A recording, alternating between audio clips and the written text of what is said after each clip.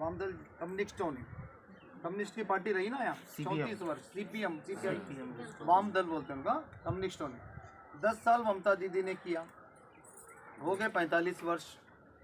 45 वर्षों में हम घूम रहे हैं सभी विधानसभाओं में, खासकर दलित, पिछड़े, शोषित, ओबीसी जितने भी वर्ग के लोग हैं वो लोग काफ़ी शोषित है सरकारों में। तो हम आपको ये बताने आए हैं, यहाँ पे चुनाव 10 तारीख को है ना, 10 तारीख के दिन आपको केवल एक ही काम करना है। सुबह 7 बजे चुनाव शुरू हो जाएगा अपने अपने बूथों में। 7 तारीख के दिन 7 बजे 10 तारीख के दिन पूरे परिवार के साथ, जो 18 वर्ष के पहले वोटर है, इसमें जो भी है पहला वोटर, भारतीय जनता पार्टी के जो प्रत्याशी है ना हमारे यहाँ से, एस दास गुप्ता, जयेश दास गुप्ता, एस दास गुप्ता, जयेश दास गुप्ता जो यहाँ के उम्मीदवार हैं, वो उम्मीदवार को आप कमल के फूल के बटन, जो ईवीएम मशीन आती है उस पर बटन दबाना है आपको, 1 नंबर में, जिस नंबर पे कमल का फूल हो उस पर बटन दबाओ और 45 साल की गुलामी की जिंदगी से आज़ाद हो जाओ।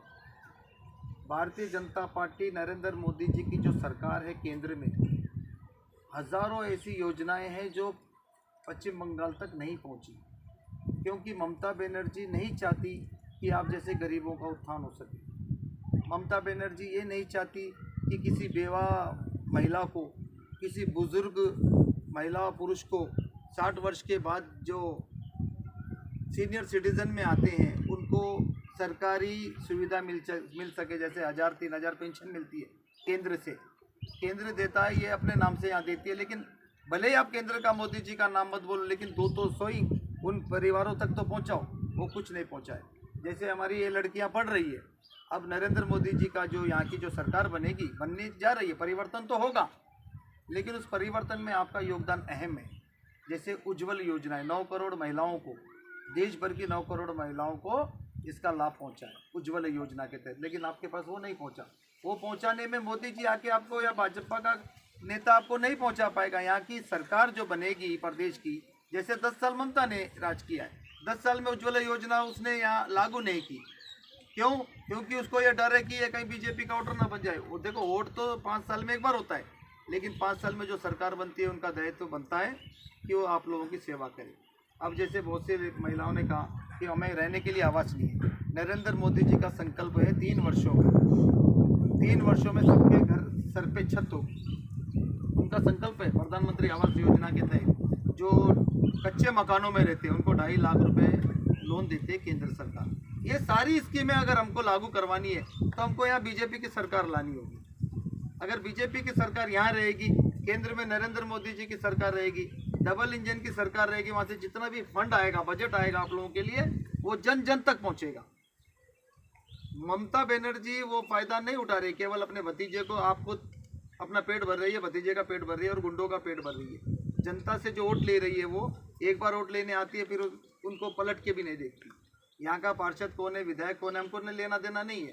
केवल हमारा लक्ष्य एक ही है, 10 तारीख के दिन 15 अगस्त 1947 को हम आज़ाद हुए, देश की आज़ादी मिली, लेकिन पश्चिम बंगाल अगर सही में आज़ाद होगा तो 2 मई को रिजल्ट आएगा।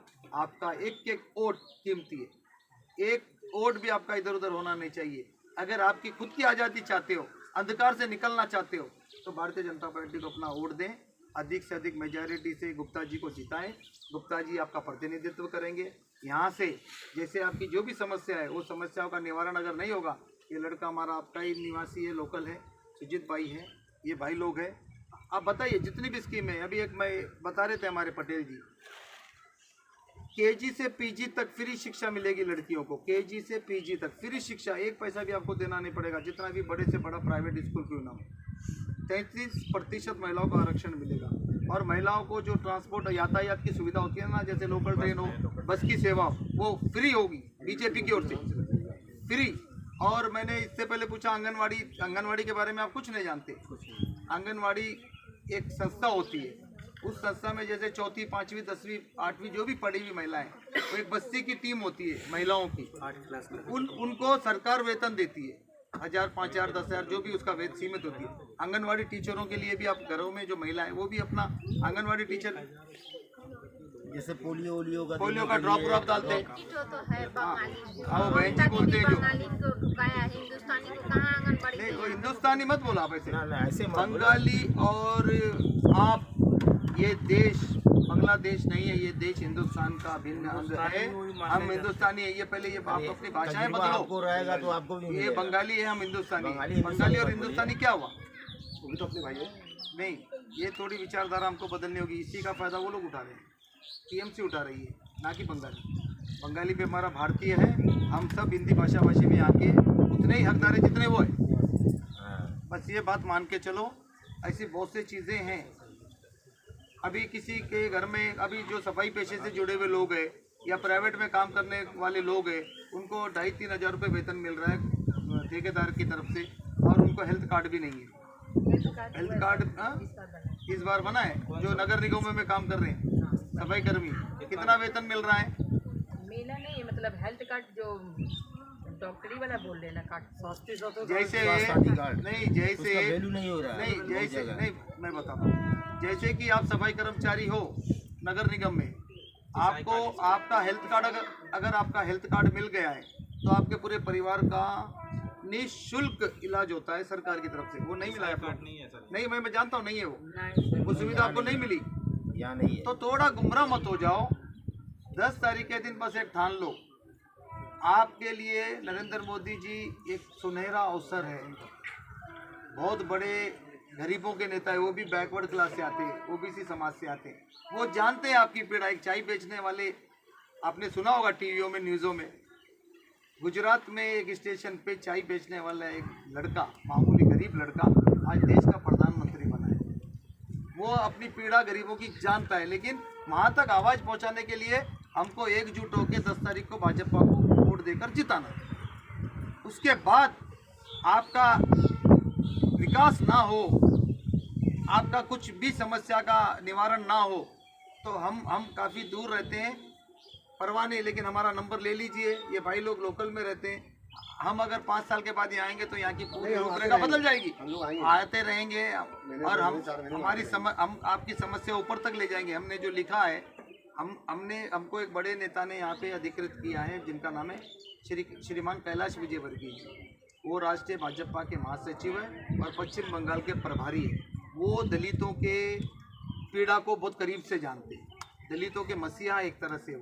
वो व्यक्ति एक इतना महान व्यक्तित्व रखते हैं। उन्होंने कहा है हमको, पटेल जी को, सुजीत जी को, कि आप दलित वर्ग में जाए, ओबीसी एससी वर्ग में जाए, जहाँ पे वो लोग काफ़ी पिछड़े हैं, उनकी समस्याएं जानो और उनका वोट बैंक बीजेपी की ओर कराओ, फिर उनकी समस्या के लिए हम खड़े हैं। जैसे कि सफाई कर्मचारी आयोग का यहाँ गठन नहीं है, किसी को नहीं पता आयोग किसे कहते हैं, लेकिन कैलाश जी ने परसों मीटिंग हुई थी कार्यालय में, कोई आप लोगों तक सूचना शायद नहीं पहुँची, अर्जेंट मीटिंग था वो। सफाई कर्मचारी आयोग का प्रदेश का गठन होगा और लड़कियों को फ्री एजुकेशन मिलेगा। और जो अपन गंदगी में काम करते और जितने भी परिवार हैं, जैसे कि पटेल, दूसरी समाज के अन्य एससी बीसी ओबीसी जितने भी लोग हैं, उनको सभी परिवारों को, ये नहीं कि एक ही जाति को, सभी परिवारों को आयुष्मान भारत योजना का एक योजना है, जिसको 5 लाख रुपए तक की राशि मुफ्त इलाज किया जाता है उनका। वो भी ममता ने यहाँ पर जारी नहीं किया, लागू नहीं होने दिया। तो ममता सरकार को उखाड़ो, यहाँ से उखाड़ फेंको ममता सरकार को, गुंडा राज को, भ्रष्टाचारियों को यहाँ से उखाड़ फेंको, और आने वाला अच्छा भविष्य आपका, परिवर्तन की सरकार आने वाली है और परिवर्तन लाने में आप अपना योगदान निभाओ। बस इतना बोलता हूँ। आप सभी का आभार, धन्यवाद। 10 तारीख के दिन आप अपना अमूल्य वोट, चाहे कोई भी कुछ भी बोले, आप अपना अमूल्य वोट बीजेपी को डालो। बहुत बहुत धन्यवाद।